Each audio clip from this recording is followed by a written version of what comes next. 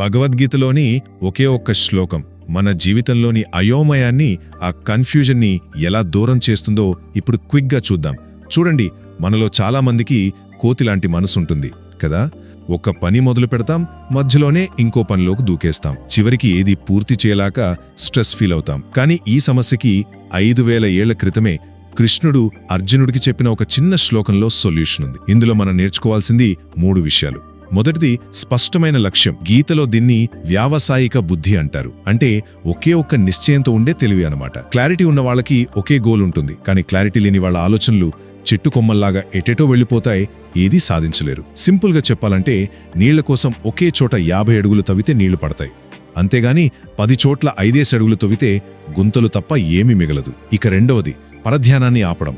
అంటే నో చెప్పడం నేర్చుకోవాలి. ఒక ముఖ్యమైన పని చేస్తున్నప్పుడు మనసు లాగుతుంది, హే రీల్స్ చూడు, ఫ్రెండ్స్తో బయటకు వెళ్ళు అని. మీ గోల్కి అడ్డు వచ్చే ప్రతిదానికి కాదు అని చెప్పడం నేర్చుకోవాలి. 10 పడవల మీద కాళ్లు పెట్టొద్దు. ఫైనల్గా మూడోది మొండి పట్టుదల. ఒక పని మొదలుపెట్టే ముందు ఎంతైనా ఆలోచించండి, పర్లేదు, కానీ ఒక్కసారి స్టార్ట్ చేశాక ఎన్ని కష్టాలొచ్చినా వెనక్కి తగ్గకూడదు.